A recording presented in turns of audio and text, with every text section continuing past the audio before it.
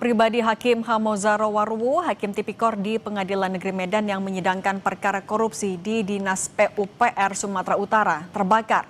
Apakah ini bentuk teror terhadap kerja seorang hakim?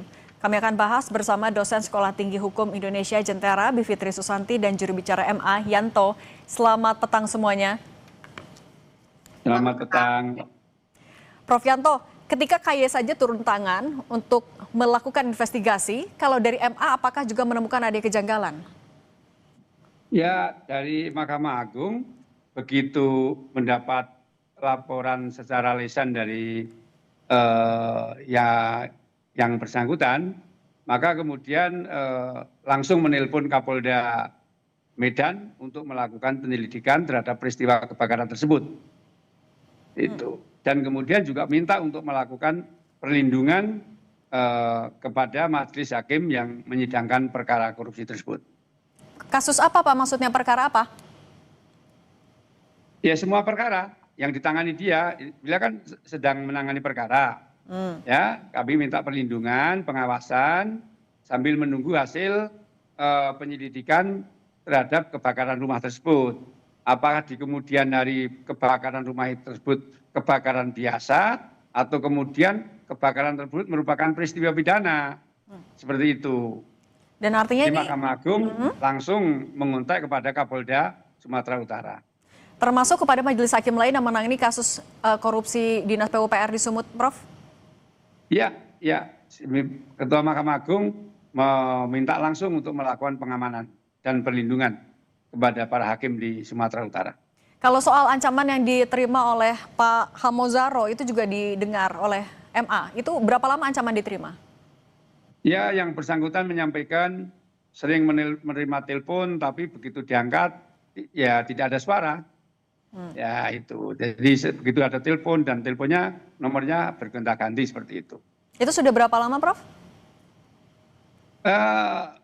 Sering, bahkan yang bersangkutan bilang lebih dari 10 kali. Cuman begitu diangkat tidak ada suara gitu. Tapi kalau dari MA melihat ada kaitannya kah Pak kasus kebakaran yang menimpa rumah Pak Hamozaro dengan kasus yang sedang ditangani di kasus PUPR Sumut? Mahkamah Agung menyerahkan sepenuhnya kepada penegak hukum, dalam hal ini kepolisian, untuk melakukan penyelidikan. Ya, apakah peristiwa tersebut kebakaran biasa atau memang kebakaran tersebut menjadi ada peristiwa hukumnya seperti itu. Nah, dari situ nanti dari hasil penyelidikan kepolisian, ya lembaga baru mengetahui tentunya, karena yang melakukan penyelidikan kan kepolisian seperti itu. Oke, kalau dari Mbak Bivitri, apa yang Anda lihat dari kasus ini? Anda melihat seberapa kuat kaitannya antara kasus kebakaran ini dengan kasus yang sedang ditangani, yaitu kasus korupsi di PUPR Sumut? Saya melihatnya sih kuat sebenarnya, walaupun kita nggak bisa konklusif ya, karena sedang diselidiki oleh kepolisian. Tapi kan begini, pertama-tama kalau ada peristiwa kayak seperti ini, kita akan melihat dulu kebakarannya seperti apa. Dan kita tahu ini bukan kebakaran yang satu pemukiman perumahan begitu ya, beberapa rumah terbakar. Tapi ini khusus bahkan di sebuah kamar di mana memang ada barang-barang berharga dari yang bersangkutan. Kedua, kita akan lihat ini siapa nih yang jadi korban. Nah, nanti dari situ kita akan lacak latar belakang dari korban dan apa yang sudah ditangani. Nah, korbannya jelas di sini, apalagi dia adalah seorang hakim. Hakim itu dalam secara internasional, prinsip universal maupun dalam Undang-Undang Dasar negara kita memang ditempatkan sebagai suatu kekuasaan kehakiman yang independen. Dia akan selalu terancam posisinya karena dia akan mendeliver keadilan gitu, memberikan keadilan melalui putusannya.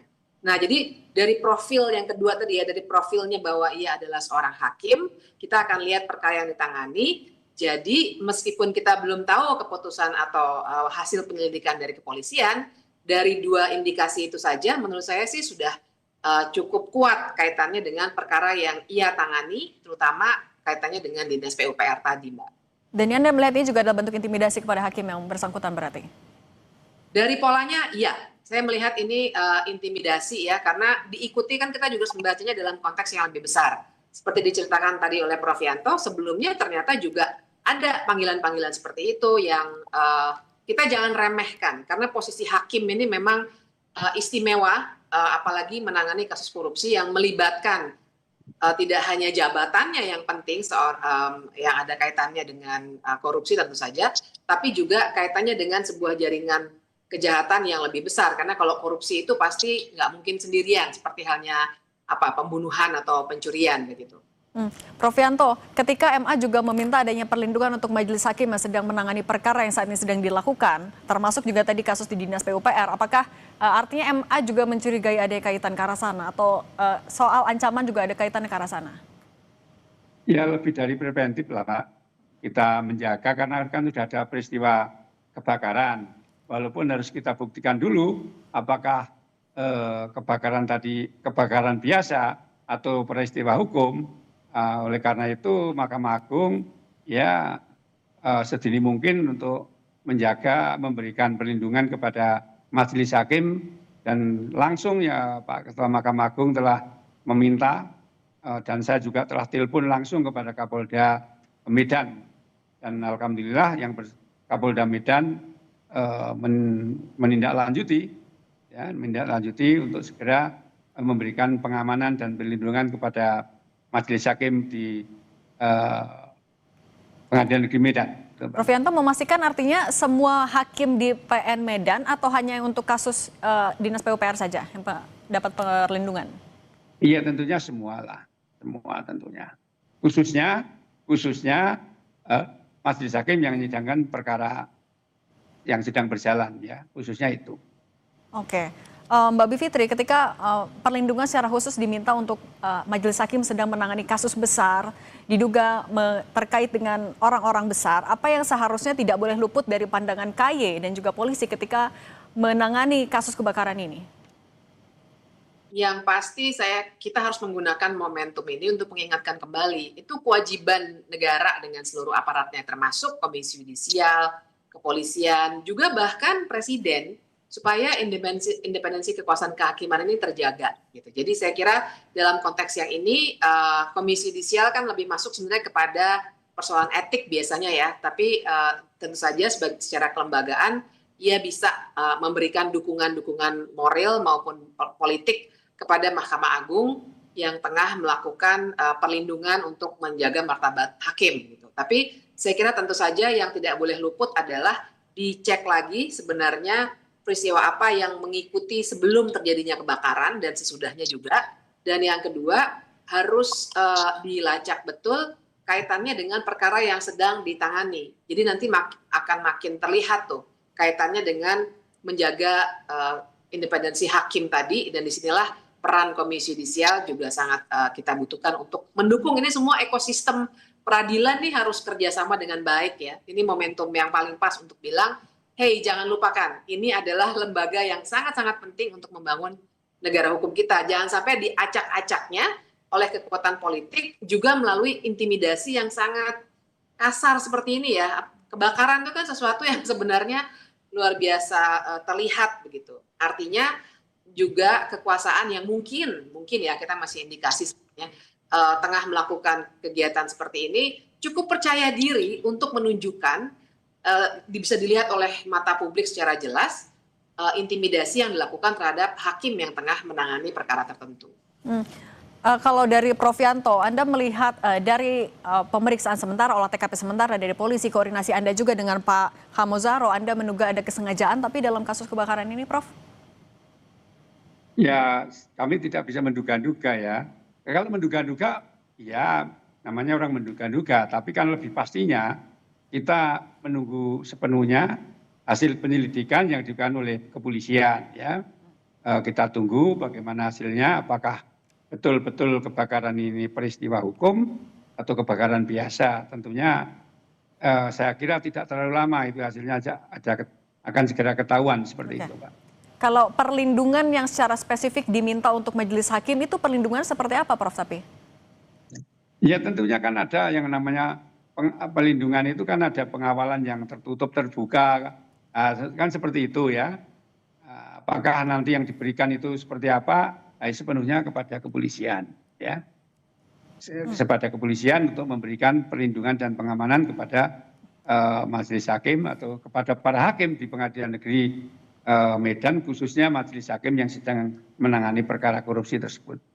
Prof Yanto, mau penegasan juga, apakah Pak Hamozaro ini memang ada ketika di persidangan ia juga kerap meminta dihadirkannya saksi-saksi besar dalam kasus dugaan korupsi Dinas PUPR di Sumut? Ya, kalau di berita kan seperti itu ya, di berita, ya, di media. Ya, di media, cuman kemudian yang bersangkutan kan memang sering sebelum peristiwa kebakaran itu sering mendapat telepon-telepon, ya, berapa kali mendapat telepon, tapi begitu diangkat tidak ada suara. Dan itu nomornya berganti-ganti seperti itu. Oke, kalau dari Mbak Bivitri artinya perlindungan seperti apa yang harus diberikan kepada seorang hakim terutama yang sedang menangani kasus besar? Ya, pertama pasti fisik ya, dan fisik itu bisa diberikan yang paling formal dan paling kelihatan tentu saja kepolisian, karena memang tugasnya di situ untuk menjaga ketertiban, penegakan hukum. Tapi yang kedua juga saya kira dari pihak Mahkamah Agung juga perlu memberikan perlindungan dalam arti misalnya memberikan semacam kepastian akan perlindungan digital. Mungkin bisa dibantu juga oleh kepolisian. Gimana caranya supaya tidak ada hacking, doxing, dan hal-hal yang sifatnya menyalahgunakan data digital. Dan kemudian tentu saja dukungan dari pihak Mahkamah Agung secara institusi mungkin sifatnya lebih kepada dukungan mental begitu ya, keluarganya juga didukung dan hal-hal lainnya supaya benar-benar yang saya dengar kan beliau itu memang seringkali meminta supaya dihadirkan saksi. Tapi kan itu tugas hakim memang begitu. Nah, jadi itu yang mesti dilindungi ketika ia menjalankan tugasnya sesuai dengan Undang-Undang Kekuasaan Kehakiman, berarti harus dilindungi baik oleh aparat keamanan, kepolisian, maupun oleh institusi Mahkamah Agung yang menaungi para hakim. Oke, integritas dan keberanian hakim itu yang juga harus dilindungi. Prof Yanto, juru bicara MA, dan Mbak Bivitri Susanti, dosen STIH Jentera, terima kasih sudah berbagi bersama kami. Sehat selalu semuanya. Oke, sama-sama Mbak. Kami masih akan kembali dengan informasi